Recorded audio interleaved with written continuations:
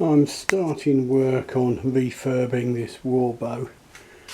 So what I've done is I've got masking tape. I don't know how well that is showing up. And I'm going to clamp it down onto this bit of 2x2. But where there's a knot bulging down, that won't sit flat on my 2x2. So I've drilled a hole there so that can pull down and then sit flat on the 2x2. Still got to strap it down at this end. I have to apply a fair bit of pressure, but what I'll do is I'll get it jigged up. I've got another workmate which I'll have here, so I can then move the heat gun along as I go. I'll get it all clamped up. I'll have some side pieces either side of the bow to keep the heat onto the belly. Got to protect that sapwood back. I'll wave the heat gun around a bit and then strap this end down. Then I'll heat treat all the way along and hopefully it should be quite nice. So that will pull down into there. That knot will pull down into there, so the whole thing will sit flat. If I didn't do that, it'd be putting a lot of pressure where that knot is, and I'd be trying to bend it even more than necessary. Right, so I'm set up for heat treating. There's me jig that holds the heat gun. You can see the side cheeks to deflect the air along the bow, along the belly of the bow. I've got it strapped down at this end. I haven't pulled it right down yet.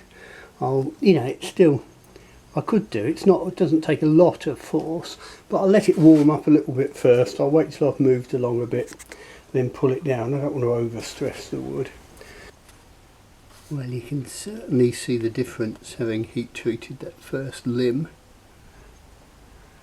To do the other end, I'll have to be a bit more careful. With the pinch, I don't want to be trying to pull the tip down and risk opening the pinch. So what I'll probably do is do it in two sections.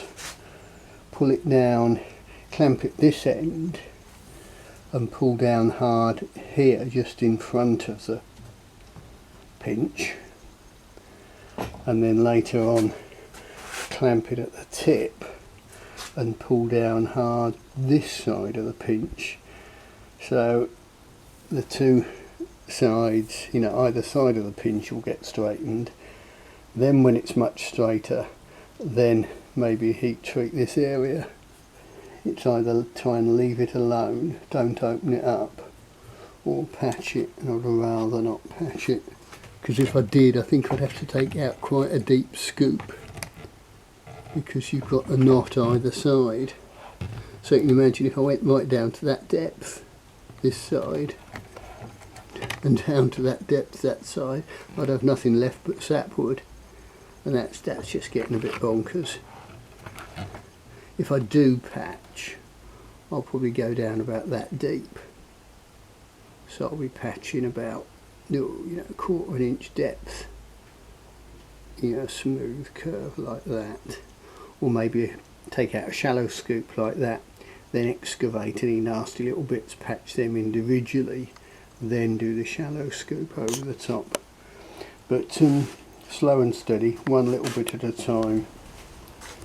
I've done the heat treating now, and you can see it's a lot straighter.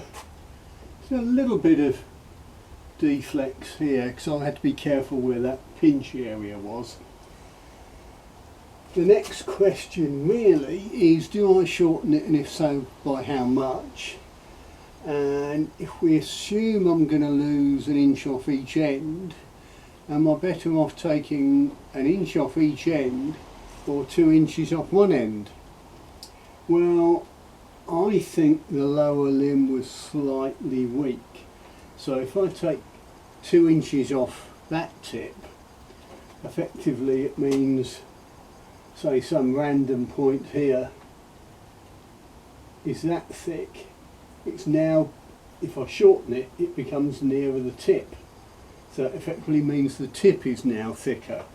So instead of the tip being, say, ½ inch there, we come back a couple of inches, and it's that whisker thicker. So we move the thicker bit of the bow towards the tip on the lower limb. I'd have to remark where the centre is and do the rest of it, but they're the sort of things to consider. Also the pinch,